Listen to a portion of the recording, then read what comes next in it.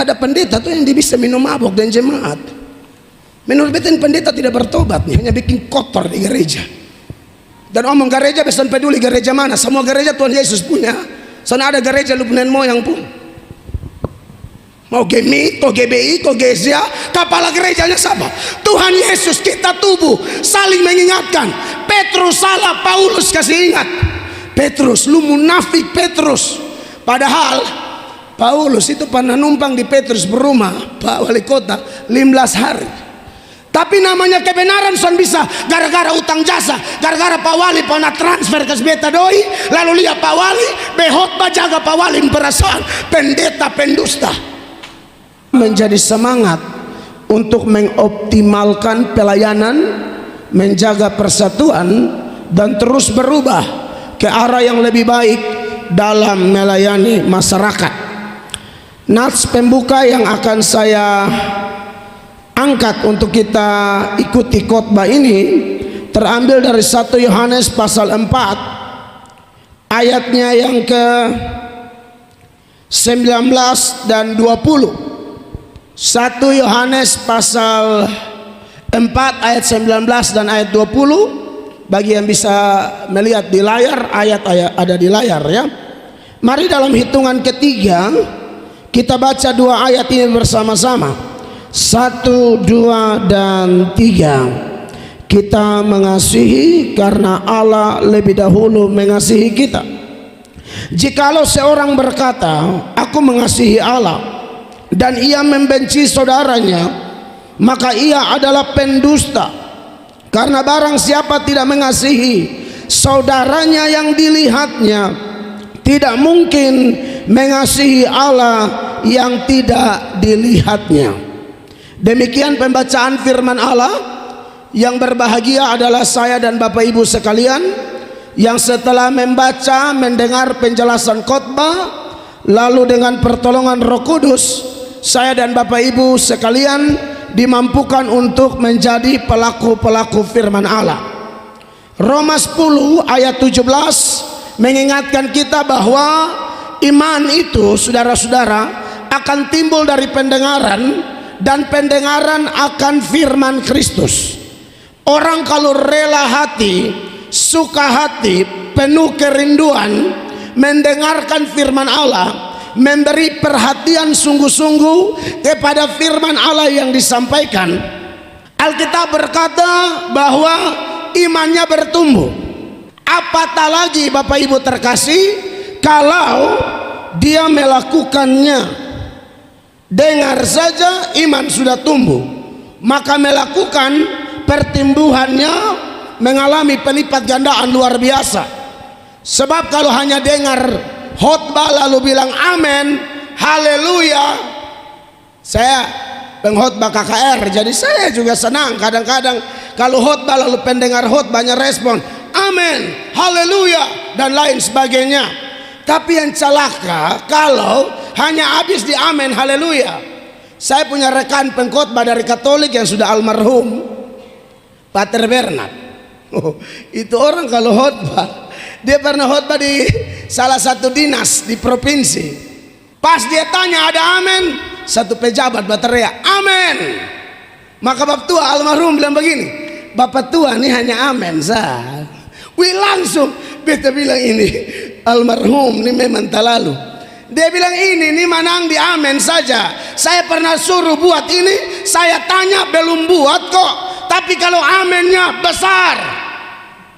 Itu almarhum Pater Bernard tuh. Saya ingat benar karena kita dua kawan pembicara. Kalau oikumene Katolik beliau, Protestan saya biasanya di ibadah-ibadah. Dan seringkali tiap kali kami undang, kami anggap saja itu undangan terakhir karena ini antara orang terima tidak terima, tapi kebenaran harus dinyatakan. Saya khotbah di mana-mana di depan Pak Wali ini ulang-ulang saya bilang saya tidak berusaha kasih senang Pak Wali Kota. Khotbah ini kasih senang Tuhan Allah, bukan kasih senang pejabat. Sebab kalau ada pendeta khotbah cari aman hanya kasih senang pejabat, Alkitab bilang lu bukan hamba Kristus. Perhatikan ini ayat Galatia 1 ayat 10. Saya baca ini ayat buat kita ya. Demikian bunyi firman Allah. Jadi bagaimana sekarang? Adakah ku cari kesukaan manusia atau kesukaan Allah? Adakah aku coba berkenan kepada manusia? Sekiranya aku masih mau mencoba berkenan kepada manusia, ini ayat bilang apa Bapak Ibu? Maka aku bukanlah hamba Kristus. Hamba Kristus diingat, bukan cuma pendeta, pemerintah juga hamba Kristus. Jadi kalau pemerintah terlalu berusaha menyenangkan manusia sampai lupa nilai-nilai yang Allah ajarkan dalam kitab suci, pemerintah model begitu bukan hamba Kristus. Dia pejabat biasa kayak Nebukadnezar, Herodes, Firaun. Pejabat-pejabat hanya pegang jabatan, tapi roh takut akan Allah tidak ada padanya. Oleh karena itu, Bapak Ibu jemaat atau pejabat-pejabat yang saya kasihi dan saya harus jujur, kami doakan bapak-bapak tiap hari, mau polisi, tentara, semua ini kami doakan semua, jaksa, hakim, wali kota, gubernur, kapal-kapal dinas, segala macam. Itu sudah tugas kami pendeta tuh kan, bukan hanya khotbah, doa juga. Dan kalau saya tidak doa, baru saya omong, bila saya doa putar balik, malaikat bisa tampar saya mati di mimbar sini. Benar, saya harus ngomong. Nah, saudara-saudara, omong-omong tentang tema Natal kita, cinta kasih Kristus yang menggerakkan persaudaraan. Ini tema Natal yang diangkat oleh PGI, yang menjadi tema Natal secara nasional. Mantap nih bicara tentang kasih Allah. Dan dua ayat yang saya angkat sebagai nats pembuka dan akan saya soroti bagi kita pada kesempatan ini, ada beberapa hal yang akan saya kaitkan dengan kasih Allah atau cinta kasih Kristus yang menjadi sorotan dalam Natal tahun ini. Yang pertama, bicara tentang kasih Allah, kasih Kristus, itu selalu dikaitkan yang paling penting bagi kita adalah dikaitkan dengan keselamatan jiwa kita. Itu paling penting itu. Omong kosong kalau orang bilang saya mau mengasihi ini itu, tapi kalau dia tidak mengalami kepastian keselamatan di dalam hidupnya, itu hanya slogan. Kalaupun dia buat, dasarnya tidak jelas. Allah maha menguji, Allah maha melihat bahwa hanya orang yang beriman kepada Yesus, Yesus tinggal dalam dia, dia tinggal dalam Yesuslah. Maka dengar Bapak Ibu, segala perbuatannya dihitung sebagai perbuatan yang berkenan kepada Allah. Tanpa itu tidak bisa. Saya buktikan.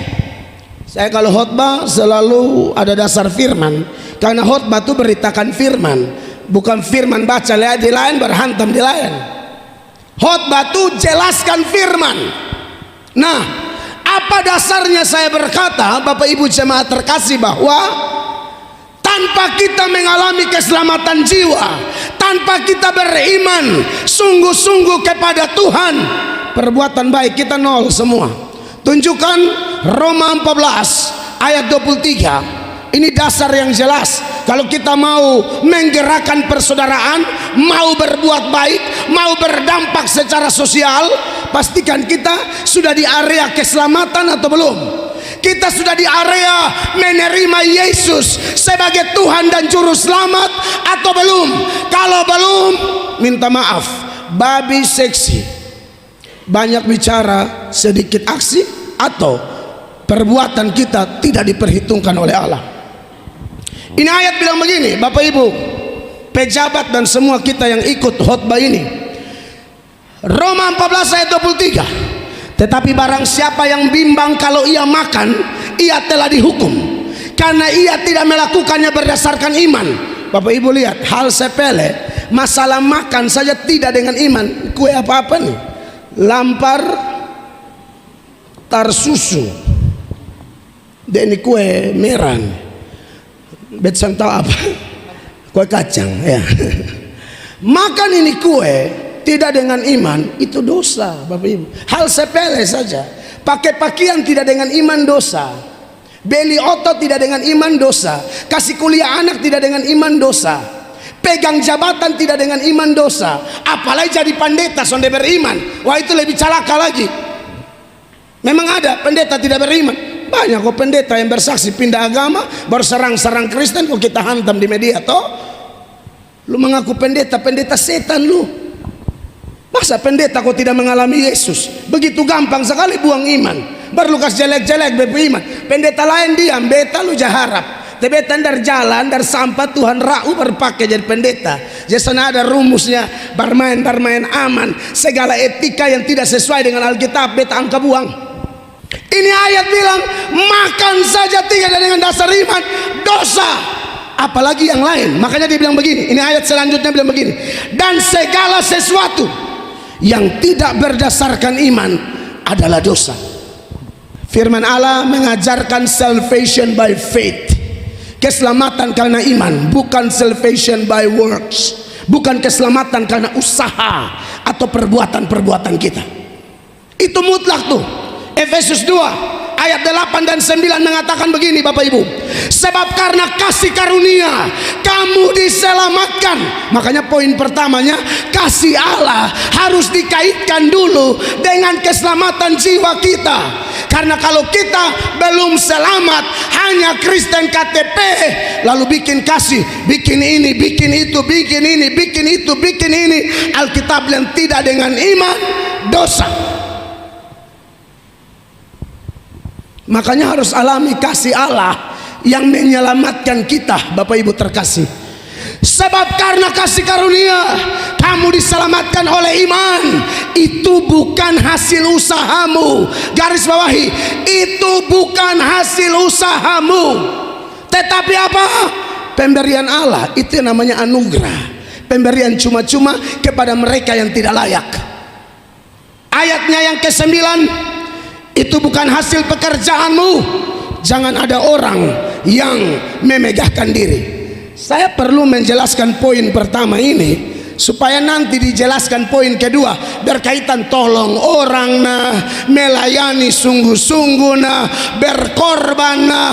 Itu semua start awalnya sudah bagus. Belum selamat lu omong-omong perbuatan baik apa? Nol. Dengar ini Bapak Ibu. Nol. Saya tunjukkan lagi. Ada orang yang kelihatan bagi-bagi, bantu orang segala macam. Ibu pun doa tadi bilang apa? Bantu COVID, bantu COVID segala rupa. Tapi kalau bukan dengan dasar Yesus tidak bisa. 1 Korintus 13 ayat 3. 1 Korintus 13 ayatnya yang ke-3. Bapak Ibu lihat ini ayat. Saya geser sedikit kok. Betasan penting, ayat yang penting. Dan sekalipun, Bapak Ibu lihat, ada level orang kayak begini nih. Dan sekalipun aku membagi-bagikan segala sesuatu yang ada padaku, bahkan menyerahkan tubuhku untuk dibakar. Ini yang kebom bunuh diri dong tuh. Tetapi jika aku tidak mempunyai kasih, sedikit pun tidak ada faedahnya bagiku. Jadi saudara jangan pikir semua orang yang bagi-bagi kelihatan jadi sinterklas. Bukan hanya di Desember, setiap bulan dia sinterklas. Anda jangan anggap, oh itu pasti benar, dia yang paling tahu. Sudahkah Yesus menjadi penguasa tunggal di hidupnya? Kalau belum, sia-sia. Yang omong ini Tuhan Allah, bukan Mel Atok tafsir sembarang. Saya belajar hermeneutik mati-matian, tiap hari saya belajar. Karena saya seorang pengkhotbah yang melayani tanya jawab, bukan hanya monolog. Wajib belajar. Apalagi sekarang ini jemaah dong pintar roh Pak Wali. Donju baca buku, donju ini. Pendeta khotbah salam ini satu nih. Tahu sekolah apa kau khotbah bikin bodoh orang. Oh jangan main. Dan memang pendeta dada muskuat. Suruh mau jadi pendeta. Kotong ini kan mau jadi apa sungguh-sungguh. Wali kota sungguh-sungguh. Jaksa sungguh-sungguh. Sekda sungguh-sungguh. Pendeta sungguh-sungguh. Katong semua ini kain barang nih, pembungkus maik. Dosa hitam galap gulita. Tanpa beriman, buat apa sak tetap Tuhan lihat hitam. Makanya ada ayat bilang begini, Yesaya 64 ayat 6. Ini ayat bilang begini, Bapak Mama, supaya kotong mengerti kasih karunia Allah tuh terlalu penting dikaitkan dengan keselamatan jiwa kita pertama-tama ya. Perhatikan ini ayat Yesaya 64 ayat 6 bagian A. Demikianlah kami sekalian seperti seorang apa? Najis, dan segala kesalehan kami seperti kain kotor. Saya jelaskan kain kotor Kain kotor itu pembalut wanita zaman itu. Saya harus ngomong dulu kan belum ada softsex kayak sekarang ini. Jadi dulu tuh kitab orang tua dulu saya pakai kain kalau mereka haid. Nah ini kain kotor nih, semar kain tuh pembalut wanita zaman itu. Sekarang kita lihat yang seperti kain kotor di sini, kesalahan atau kesalehan. Bapak Ibu tolong baca dulu. Kesalehan. Bayangkan saja, bukan kesalahan Pak Wali, kesalehan. Nah kalau kesalehan kain dadolek, kesalahan kain apa lagi tanpa Yesus? Nangkap ya Bapak Mama ya, ini doktrin penting. Banyak gereja hanya omong perbuatan baik, perbuatan baik, perbuatan baik. Kau tahu susun ada beda dari orang lain. Makanya PGI bikin ini berpikir kalau langsung lompat di persaudaraan, berpikir tunggu dulu. Cek yang mau sebarkan kasih persaudaraan ini susah amat kok belum. Karena percuma Anda buat capek-capek masuk neraka juga. Karena kita tidak diselamatkan karena perbuatan baik. Kalau omong tolong orang, ini beta juga tolong orang Intahun sampai sebagi bantuan hampir 100 juta kok. Dari gereja, bukan dari mana-mana. Dari gereja kami bagi 100 juta gereja-gereja susah di desa. Karena hanya mau buat baik, siapa yang buat baik? Tapi mari kita lihat fondasinya. Bapak Ibu jemaat yang diberkati Tuhan, ini ayat bilang kesalehan kami seperti kain kotor. Makanya dia bilang kata ini ke ini. Jadi tanpa beriman kelihatan saleh. Kotong bilang kotong saleh di depan orang, kotong bantu orang. Bapak lihat tetap hitam dadolek. Maka Anda perlu Yesus. Undang dia, terima dia. Dia masuk, dia tutup Anda. Andanya hilang. Jadi bikin apapun Bapak lihat putih, putih, putih. Jadi Bapak tuh bukan lihat saya dan saudara. Bapak lihat ada Yesus di hidupnya atau tidak. Makanya Yesus berkata, lihat aku berdiri dan mengetok. Kalau ada orang mendengar suaraku dan bukakan pintu, aku masuk mendapatkan engkau. Waktu engkau di dalam Yesus, Yesus di dalam engkau. 2 Korintus 5 ayat 17 bilang begini. Sama-sama baca. 1, 2, 3. Jadi siapa yang ada di dalam Kristus, ia adalah ciptaan baru. Yang lama sudah berlalu, sesungguhnya yang baru sudah datang. Makanya tadi saya bilang ini pas kawan-kawan pendeta juga ada. Ada pendeta tuh yang dia bisa minum mabuk dan jemaat. Menurut beta pendeta tidak bertobat nih, hanya bikin kotor di gereja. Dan omong gereja besan peduli gereja mana, semua gereja Tuhan Yesus punya. Sana ada gereja lu punya moyang pun. Mau GMI, kau GBI, kau Gezia, kepala gerejanya sama. Tuhan Yesus kita tubuh, saling mengingatkan. Petrus salah, Paulus kasih ingat. Petrus, lu munafik Petrus. Padahal Paulus itu pernah numpang di Petrus berumah Pak Wali Kota 15 hari. Tapi namanya kebenaran son bisa gara-gara utang jasa, gara-gara Pak Wali pernah transfer ke beta doi, lalu lihat Pak Wali behotba jaga Pak Wali perasaan pendeta pendusta. Kesetunjuk dulu ini Paulus nginap di Petrus berumah. Galatia 1 mulai ayat 15 coba. Atau langsung 17 biar langsung dinginap sah. Saudara lihat ini ayat. Juga aku tidak pergi ke Yerusalem mendapatkan mereka yang telah menjadi rasul sebelum aku, tetapi aku berangkat ke tanah Arab. Jadi orang penginjil ini buat sejarah juga yang muslim. Islam belum ada di Arab, Paulus di Arab. Itu sejarah. Ya, dari mana nih? Oh ini. Tapi aku berangkat ke tanah Arab dan dari situ kembali lagi ke Damsyik 18. Lalu 3 tahun kemudian aku pergi ke Yerusalem untuk mengunjungi siapa? Kefas itu Petrus, dan aku menumpang 15 hari di rumahnya. Sekarang senumpang 15 hari, Petrus bikin tak salah Bapak. Paulus bilang, ini karena mana nih masalah su tidur makan mandi lah. Senior gratis, baru senior bikin tak salah. Apakah Paulus main aman? Sonde dia fadok sampai rata. Ini berapa nih? Galatia 1 betul lompat di Galatia 2 Galatia 2 ayat 11. Galatia 2 ayat 11. Tetapi waktu Kefas datang ke Antiokhia, aku berterang-terang menentangnya sebab ia salah. Anda lihat ini Paulus ini. Paulus punya prinsip, beta utang jasa mah kebenaran tetap kebenaran. Amin. Kau tempuh hubungan baik tetap potong jaga, tapi jangan gara-gara ada itu orang sembunyi kebenaran. Pendeta munafik. Kalau ada model begitu. Perhatikan ini ayat nih. Aku berterang-terang menentangnya sebab ia salah. Gara-gara apa? Memang Petrus munafik. Ini orang-orang Yahudi belum ada, dia bergaul dengan non-Yahudi. Orang Yahudi datang dia lari. Paulus bilang jangan begitu. Kalau mau bergaul jangan takut-takut. Mau dong ada, kosongnya ada, tunjukkan, kasih persaudaraan. Kira-kira begitu. Petrus sempat salah di situ, Bapak Ibu. Orang rohani selevel Petrus saja masih bisa munafik, dan Paulus tegur, junior togor senior.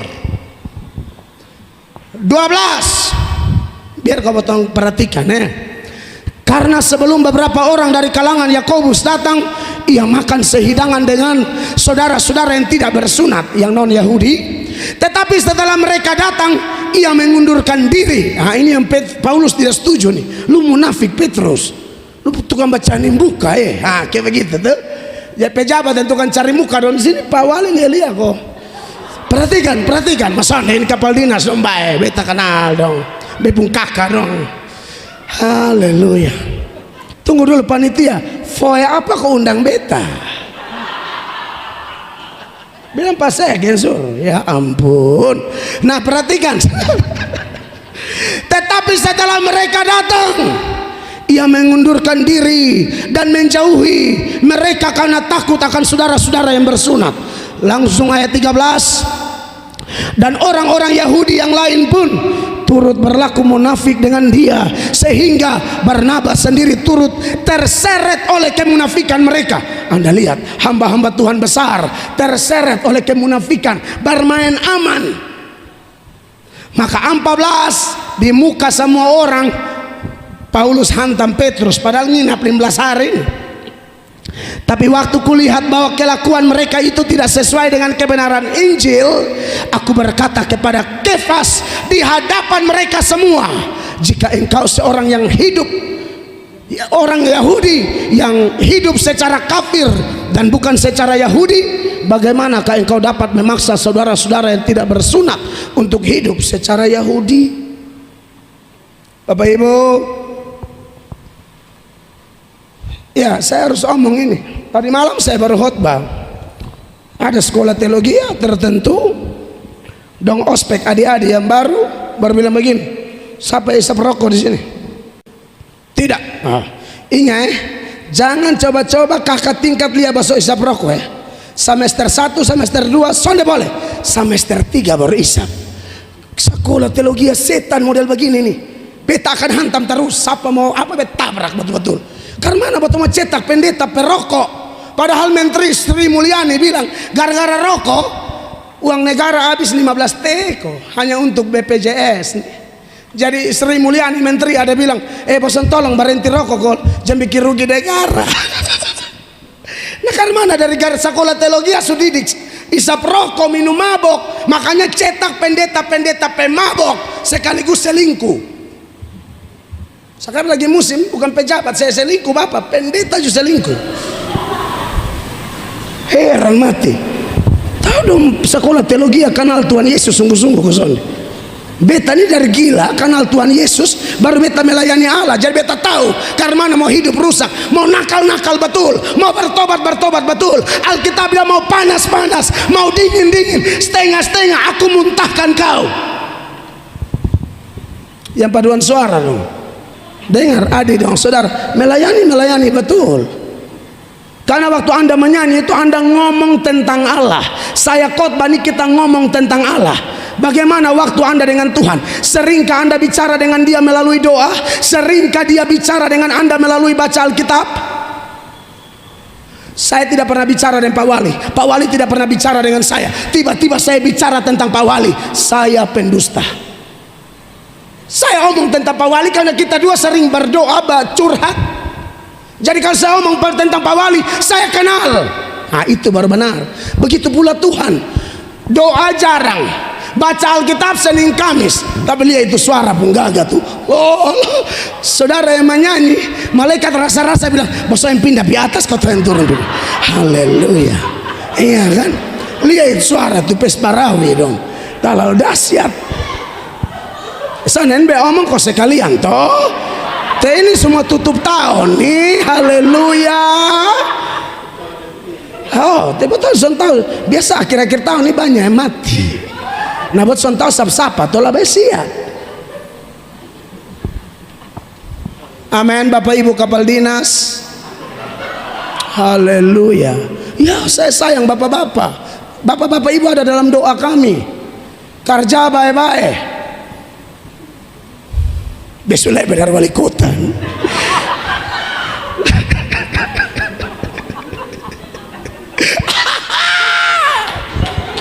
Ada yang suruh beta calon dewan. Besoknya mau Bapak. Sampai mati melatok pendeta. Sungguh mati. Ada salah satu ketua partai di kota ini rayu beta Bapak. Kau main anggota dewan. Dia bilang om sampai mati melatok pendeta. Tapi sulia pendeta yang main dewan dosan jadi berkat. Tipu daya juga. Beta omong lurus-lurus atau kenapa juga? Besang kadon di dewan kadon jadi ke Daniel, Sadrak, Mesak, Abednego, ke Yusuf. Tahu-tahu orang ajak bohong dong bohong. Aduh mau jadi apa manusia begini? Sudah sampai mati be pendeta. Pendeta ini pekerjaan paling mulia.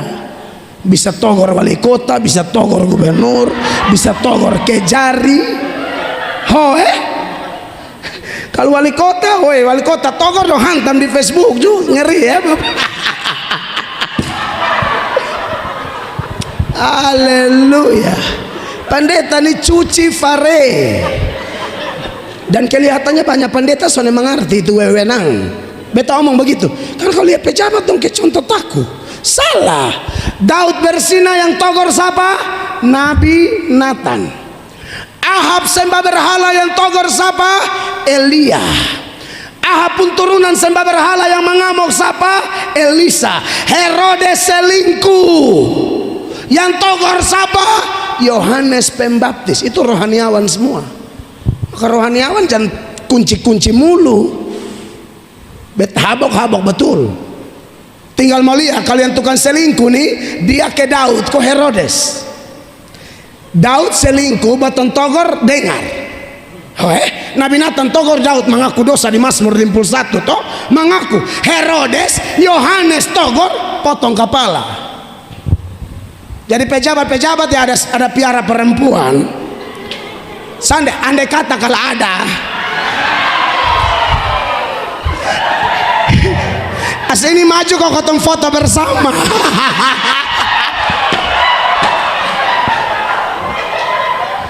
Tuhan kasih jabatan tuh calel anak. Amin bapak-bapak.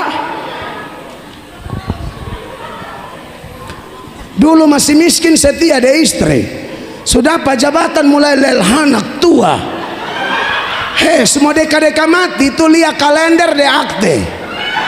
Lahir tahun berapa ini tanggal berapa. Jangan sok-sok nakal lagi STNK sudah tua nakal kembali.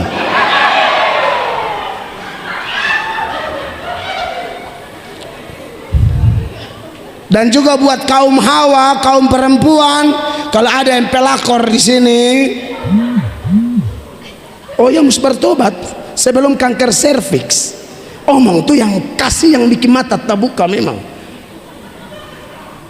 Orang pulaki dong dapat tangkap baru video bikin muka ke biasa-biasa kesan berdosa, kelihatan pemain sekali. Ingat tuh, janji nikah tuh bukan janji dengan pendeta, bukan janji dengan bapak saksi, bukan janji dengan jemaat, bukan janji dengan orang tua. Janji nikah tuh janji dengan Tuhan Allah. Amin. Kau mau kasih masuk cincin kali bepung gereja, kasih masuk cincin baru laki-laki omong di perempuan, misalnya wehel mince, contoh.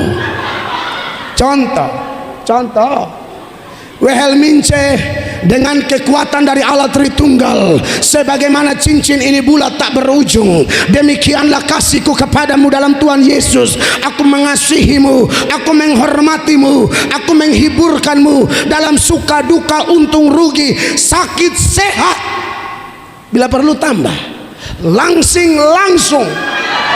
Karena begini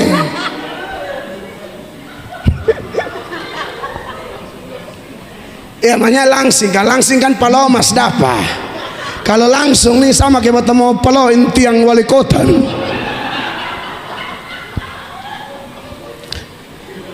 Bapak-bapak, kalau istri badan sudah tambah naik, ingat dia tuh yang bikin di balik laki-laki sukses itu ada istri hebat. Amin. Beri tepuk tangan dulu supaya bapak-bapak tahu diri sedikit. Di balik pria-pria sukses ada penolong. Istri itu penolong, suami itu ditolong. Di mana-mana penolong lebih kuat dari yang ditolong. Makanya di Alkitab tuh lebih banyak janda daripada duda. Laki-laki dong mati sedu kebanyakan. Lebih banyak janda daripada duda di Alkitab. Mana ada cerita duda di Sarfat, janda di Sarfat. Jadi andai kata istri badan tambah besar, paloson dapat lari keliling, sama kayak lingkaran merah nih, lari keliling berbateria, papa sayang mama, papa sayang mama, papa sayang mama, papa sayang mama.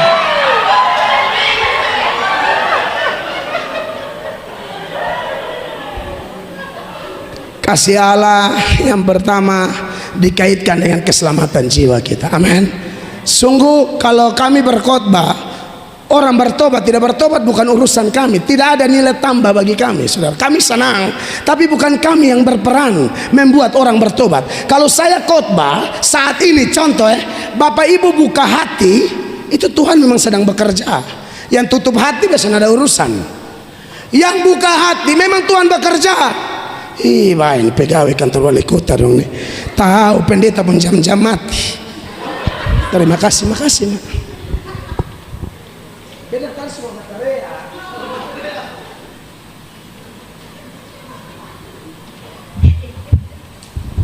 Kalau ada pendeta khotbah, hamba Tuhan khotbah, dan Bapak Ibu memberi perhatian, saya mau kasih tahu rahasia ini. Bukan pendetanya hebat, Tuhan sedang bekerja dalam diri Bapak Ibu. Apa buktinya?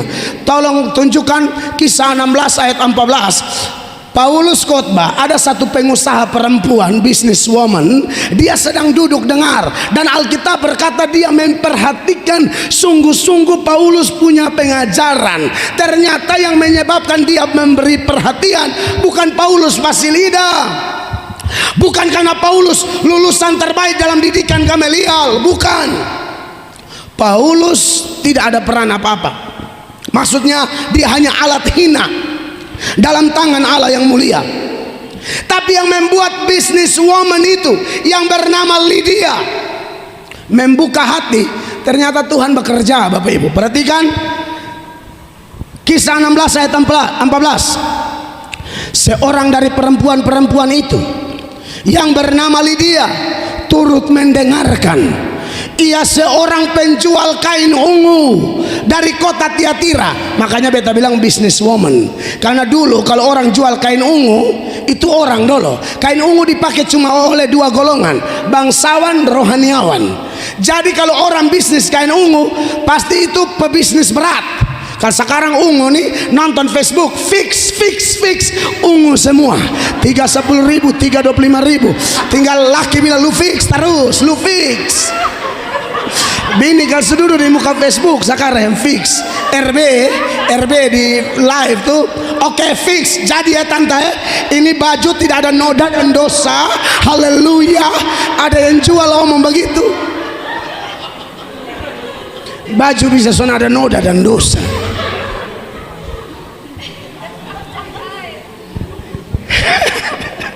Jadi ini memang business woman ya. Ya, seorang penjual kain ungu dari kota Tiatira yang beribadah kepada Allah. Ini yang saya persoalkan Bapak Ibu. Tuhan membuka hatinya sehingga ia memperhatikan apa yang dikatakan oleh Paulus. Maka saya tidak percaya ada pendeta hebat. Saya tidak percaya. Yang saya percaya itu Tuhan hebat. Orang penggaya khotbah beda-beda. Seorang hamba Tuhan dia khotbah, kalau tidak salah ya, John Wesley. Dia khotbah dengan tema khotbah orang berdosa di tangan Allah yang murka. Itu khotbah cuma catat. Dia baca saja. Tapi itu urapan Tuhan luar biasa. Kenapa? Tuhan membuka hati jemaat. Jadi saya tidak percaya khotbah mau teks, no teks itu bukan masalah. Persoalannya Tuhan turut bekerja atau tidak. Dia sementara khotbah jemaat sudah menangis seolah-olah neraka sudah pindah ke dalam gereja. Dia punya khotbah orang berdosa di tangan Allah yang murka. Dia baca di angka kepala jemaat sudah meraung di kursi-kursi gereja. Kenapa? Bukan pendeta hebat. Saya lihat beberapa orang terlalu agung-agungkan di pendeta. Bagian pendeta jatuh loyo. Kok pendeta juga bukan Superman rohani ya? Makanya beta omong di jemaat Tuhan di mana-mana, apalagi di gereja Tuhan yang saya pimpin. Saya bilang doakan pendetamu supaya jangan sombong, jangan makan puji, tapi juga jangan kompromi. Khotbah betul.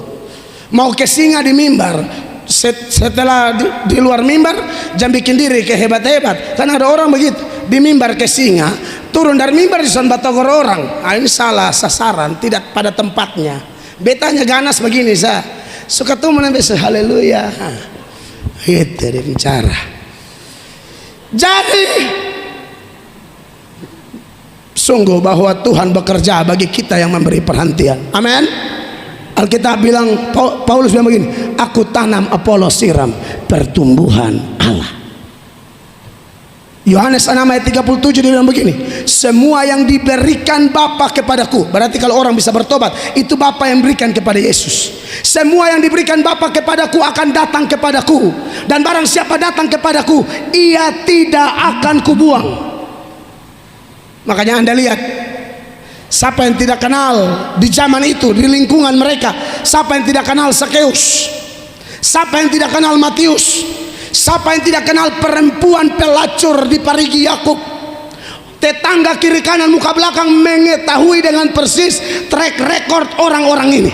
Tapi Anda lihat ketika kasih Allah berinisiatif, Yesus datang kepada Sakeus. Lihat Sakeus naik pohon, Yesus bilang apa? Lu mau turun kau goyang pohon? Salah.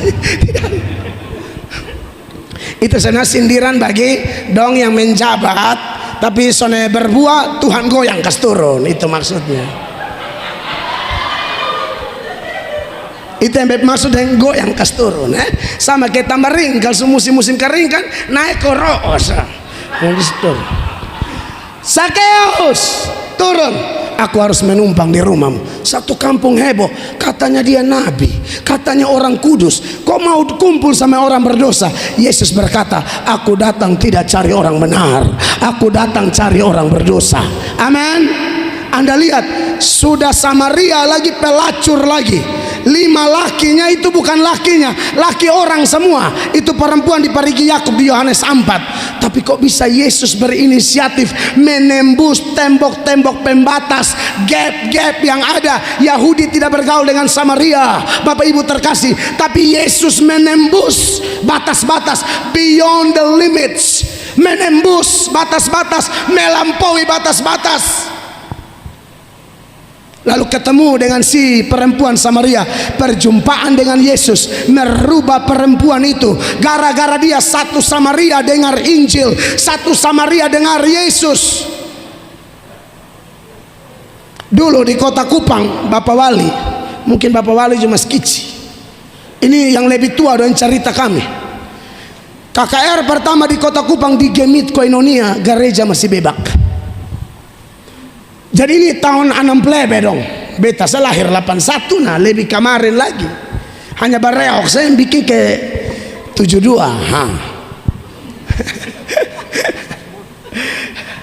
Saudara, ada KKR. siapa pun kucing nih kasih pindah dong. Yesus di kandang domba bukan di kandang kucing. Jadi saudara-saudara sudah tahu saya urus dia. KKR 7 hari kok 10 hari bilang. Jadi ini orang dari Konino, dari Obabo naik kota untuk turun jalan kaki pergi Gemit Koinonia Mas Beba. Pembicaranya luar negeri. Di hari terakhir KKR, Bapak Ibu tahu kalau di Gemit itu kan tidak sembarang, apalagi tempo dulu orang di belakang mimbar hanya Domini pendeta.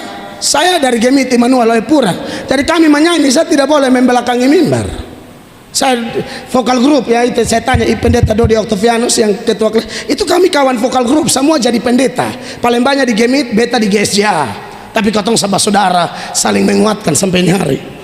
Jadi tempo itu pendeta naik di mimbar, pendeta bilang, baik yang mau bersaksi maju ke depan.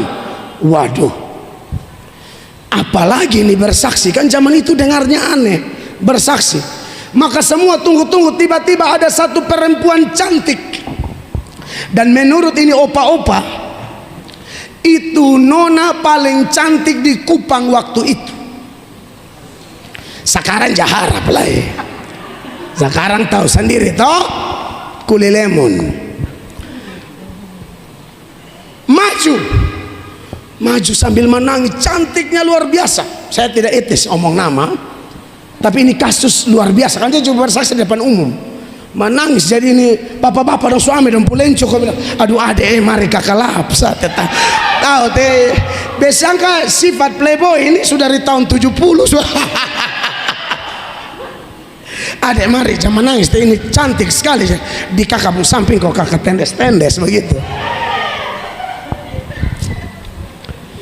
Majulah bapak itu pendeta bule bawa ini di Gemit Koinonia nih, kisah nyata ini, bawa ke belakang mimbar untuk perempuan ini bersaksi.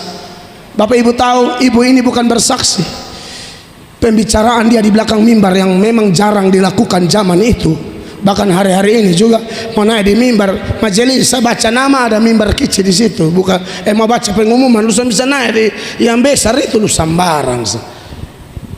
Sekarang apalah dulu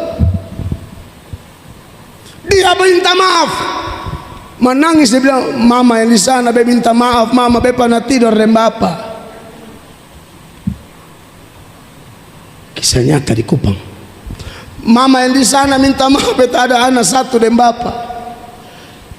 Ini om doi kain yang mau kasih lenco, dan tadi bilang buntiana satu, karena dong pikir ini kan paling gagah toh. Ternyata dia tidur dan segala om. Dia om itu, mah dia minta maaf semua. Semua satu gereja waktu itu di Koinonia langsung kaget. Itu mulut yang terbuka tuh laron masuk tuh.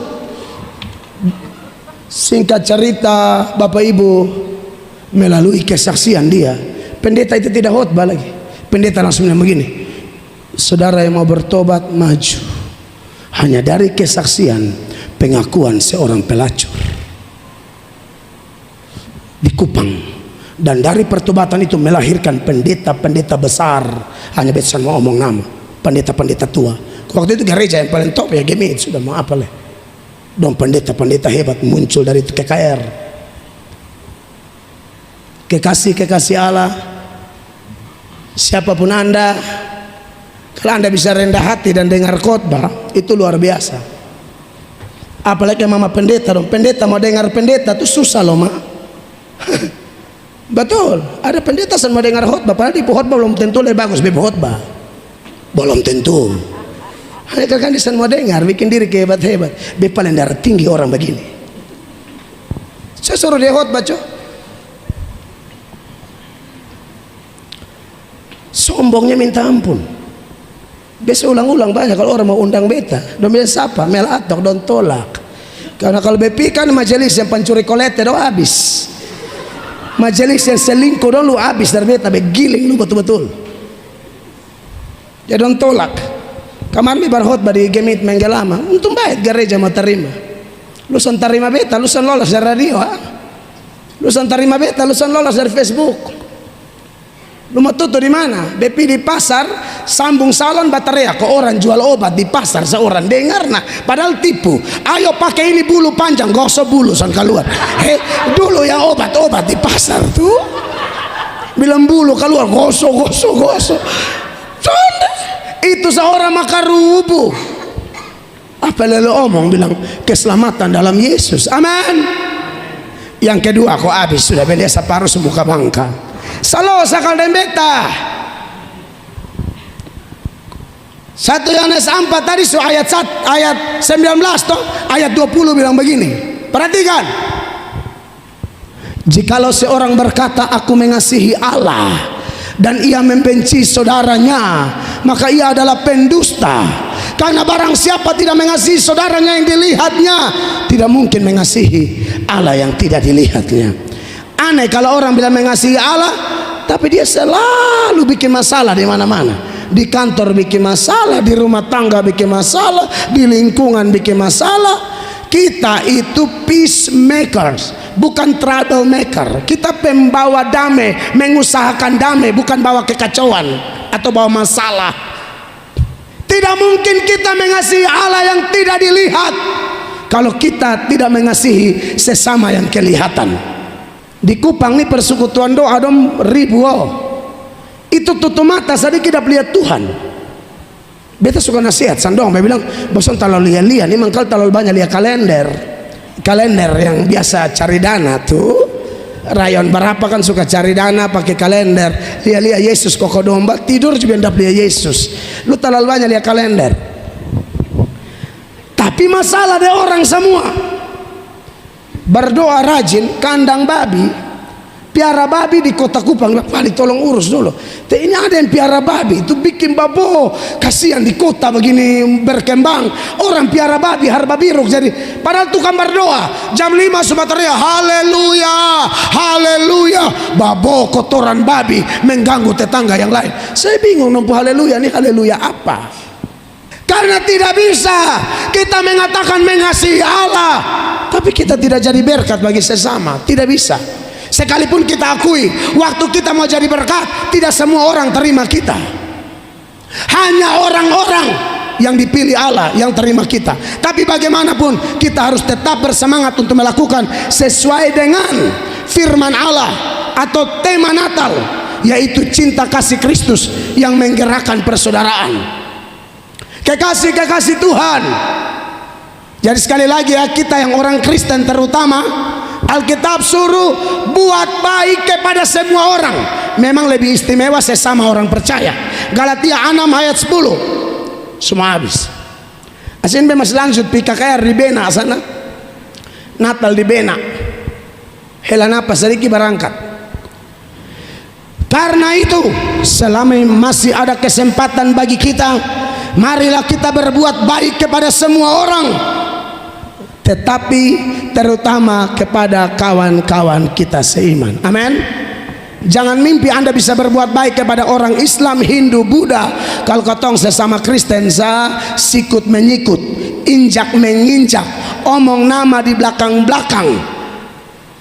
Tidak mungkin Anda bisa mengasihi lebih luas kalau tidak mulai dari dalam. Makanya sebenarnya kata persaudaraan secara eksklusif di dalam Alkitab itu hanya bicara sesama orang Kristen. Tetapi kasih itu memang luas. Tapi latihanlah mulai dari kita-kita. Kota Kupang ini kan mayoritas Kristen. 50 meter 100 meter gereja, 50 meter 100 meter gereja. Harusnya kasih lebih kuat, apalagi ini kota bernama kota kasih. Sebab tidak mungkin kita mengaku kenal Tuhan tapi kita jadi masalah bagi orang. Mungkin ada yang menatap saya, kok Pamel juga tukang khotbah keras-keras tuh cari masalah. Oh bukan, itu bukan cari masalah. Paulus menegur penyesat dengan sebutan apa? Anjing-anjing. Yesus menyebut orang munafik dengan sebutan apa? Ular beludak. Hah? Petrus menyebut orang-orang yang sudah bertobat tapi main lompor lagi. Dalam 2 Petrus 2 ayat 22, Petrus berkata, ya, bagi mereka cocok apa yang dikatakan peribahasa yang benar ini, anjing kembali lagi ke muntahnya dan babi yang mandi kembali lagi ke kubangannya. Itu harus dipahami. Jadi khotbah keras bukan berarti tidak mengasihi. Masa Tuhan pernah tegur Petrus, "Hei setan, apakah itu Yesus tidak mengasihi Petrus?" Jangan salah. Ya Pak Wali boleh marah kalau demi kebenaran, Pak, cuci barisi. Itu tidak dosa. Nehemia tuh marah, Nehemia cabut tempun jenggot kumis dong. Nehemia subangun daerah setengah mati, mereka masuk bikin kaca. Nehemia hela dan rambut kumis hela dan bibir-bibir. Saya pernah eksposisi itu, jadi saya tahu. Jadi maksud begini ya, kalau dengar kata khotbah keras, tahu kau tempuh maksud apa. Teko tempung kota nih Bapak, kota kasih penjahat terlalu banyak. Lihat kasus pembunuhan, ada baterai tadi malam kau bilang, tolong kirim beta pun pesan kasih Kapolda dulu. Mana itu Pak Polis dari? Besuruh kirim ke Kapolda. Ini kasus nih, tolong ke terang benderang dulu. Ibu dan anak mati nih, tolong dulu. Saya berteriak. Saya sebagai rohaniawan berdoa buatin kota berperistiwa model begini, lambat-lambat kita tidak mau. Kayak karena banyak kejanggalan sekali. Hanya masalah papaya seorang bisa berpotong. Hanya masalah yang tidak penting-penting orang bisa bacok-bacokan. Mari terima Yesus sungguh-sungguh, maka saya percaya Roh Kudus ada dalam kita. Saya tutup dengan ini ayat Roma 5 ayat 5, firman Allah berbunyi demikian. Dan pengharapan tidak mengecewakan, karena kasih Allah telah dicurahkan di dalam hati kita oleh Roh Kudus yang telah dikaruniakan kepada kita. Kasih Allah dicurahkan dalam kita oleh Roh Kudus. Kalau Roh Kudus sudah curahkan itu kasih, kita bertobat, Roh Kudus curahkan itu kasih, maka buah roh keluar, mulai dari kasih sampai pengendalian diri. Kiranya khotbah sederhana ini memberkati kita sekalian. Beri tepuk tangan yang meriah bagi Tuhan Yesus.